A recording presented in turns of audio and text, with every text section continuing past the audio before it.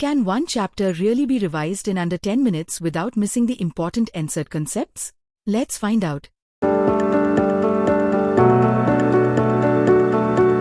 Welcome to Teaching Science. Have you ever wondered why certain foods taste incredibly sour, while others can leave a weirdly bitter taste in your mouth? Well, today we are diving into a definitive, step-by-step explainer on acids, bases, and salts, breaking down the chemistry in the simplest way possible. Let's get started. Here's our roadmap for this lesson. We'll be looking at properties and indicators, chemical reactions, neutralization, the pH scale, and important salts and chemicals, wrapping it all up with a quick revision. But before we look at any chemical formulas, I want you to think about this everyday problem. Imagine someone in your family is suffering from acidity after, overeating at a big dinner. What would you suggest as a home remedy? Lemon juice, vinegar, or a baking soda solution? The chemistry we're unpacking today gives us the exact scientific reason behind the correct choice. Section 1, Properties and Natural Indicators. So how do we actually identify if a substance is an acid or a base without, tasting it? This is a massive word alert, so pay close attention. Certain substances can completely change their colors depending on what they interact with. Natural indicators like litmus turn from blue to red in an acid. Just think, red for danger, red for acid. Turmeric is naturally yellow, right? But have you ever noticed how a curry stain on a white shirt turns reddish-brown when it's washed with basic soap? That's chemistry in action. We also have synthetic indicators to know about. Phenolphthalein is completely colorless in acids but turns a beautiful pink in bases. Meanwhile, methyl orange goes from red to yellow. These color changes are absolutely fundamental to understanding chemical properties. Indicators aren't just about color, though. Let's talk about olfactory indicators. Olfactory simply refers to your sense of smell.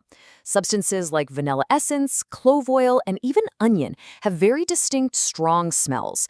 But if you add a basic solution to them, their characteristic smells just completely vanish. Gone. In an acidic medium, however, the smell stays right there. It's a fantastic, invisible way to detect bases. Moving on to Section 2, Chemical Reactions of Acids. We know how to spot them now, but what actually happens when acids battle it out with metals? Okay, here is a crucial formula box to remember. The general rule is, when an acid reacts with a metal, it produces a salt and releases hydrogen gas. For example, if you mix zinc with hydrochloric acid, the zinc literally kicks out the hydrogen to form zinc chloride, which is our salt, and frees up that hydrogen gas.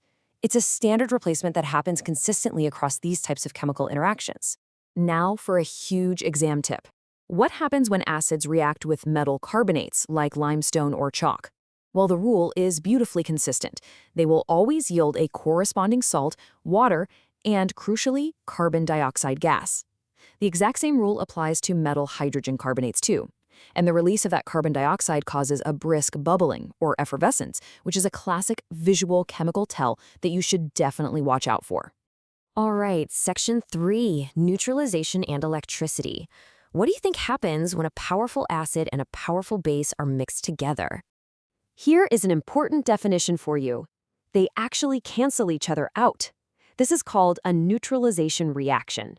An acid plus a base gives you a salt and water. Now remember our opening question about the family member with acidity? Their stomach has way too much acid. Lemon juice and vinegar are also acidic, which would just make the situation worse. But baking soda? That's a mild base. When they drink a baking soda solution, it neutralizes that excess stomach acid, producing a harmless salt and water, bringing instant relief. That's science in action, right in your kitchen. Let's look at this setup. When you mix an acid and water, it actually separates into ions. Specifically, acids generate H+ ions, or hydrogen ions.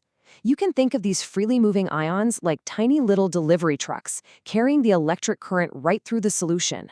This is exactly why an electrical circuit can be completed in an acidic solution, magically lighting up a bulb. But hey, here's a major common mistake I see all the time. Students often think that just because a compound contains hydrogen, it will naturally conduct electricity. Not true. While acids produce those vital H+ ions in water, compounds like glucose and alcohol do not break down into ions in water, despite having hydrogen right there in their formulas. And remember, no ions means no flow of electric charge, so their solutions simply won't conduct a current. Keep that in mind for your exams.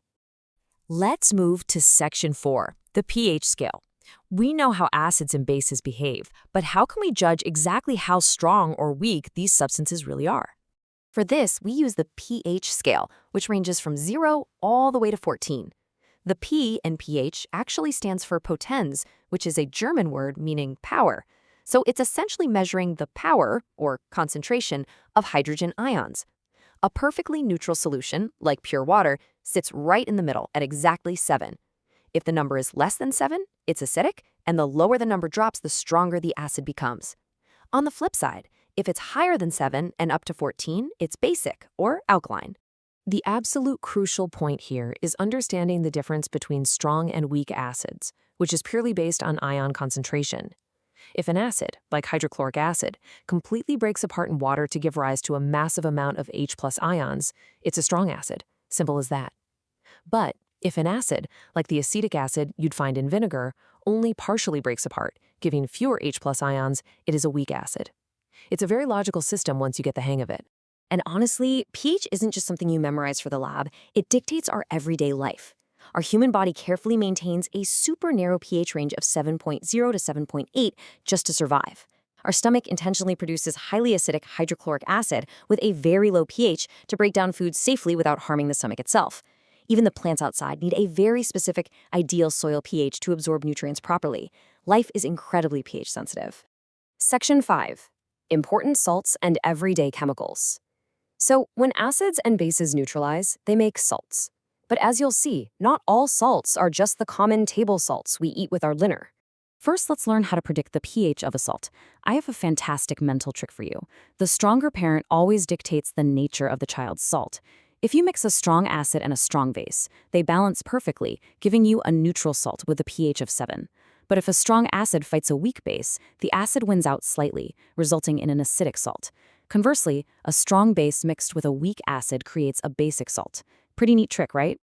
Now, let's look at a highly important industrial process. This is a big one for the boards, the chlor-alkali process. We start with brine, which is simply a concentrated solution of common salt, or aqueous sodium chloride, and we pass electricity right through it. It decomposes to form sodium hydroxide, a strong alkali.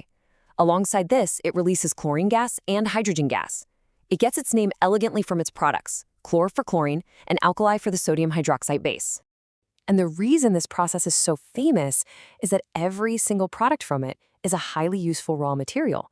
The hydrogen is used for fuels and fertilizers, the chlorine is used for water treatment and making PVC pipes, and the sodium hydroxide is absolutely essential for making soaps and paper. We literally get 3 massive industries just out of salt water and electricity. No way, right? Finally, let's check out bleaching powder and baking soda. We actually use the chlorine from the chlor-alkali process to make bleaching powder, which has the formula CAD-distrioClo2. It's used for bleaching textiles and purifying drinking water to make it totally germ-free. Baking soda, or NaHCO3 on the other hand, is the mild base we talked about earlier for acidity. And guess what? It's exactly what your kitchen uses to make tasty, crispy pakoras rise up and get fluffy. All right, Section 6, Quick Chapter Revision. We've covered a lot of ground, so let's bring everything we've learned together in a rapid recap. Let's lock this in for your exam. Acids give H+ ions, bases give OH- ions.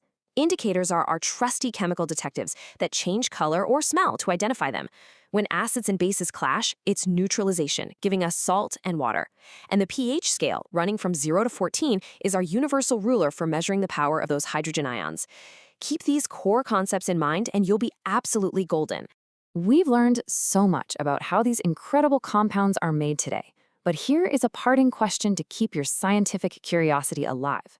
Do you know what the mysterious water of crystallization is that hides perfectly dry inside certain salt crystals? I highly encourage you to read through your NCERT book to uncover that secret. If you found this lesson helpful, please like, share, subscribe to Teaching Science, and don't forget to press the bell icon so you never miss our next CBSE Science lesson. Happy studying!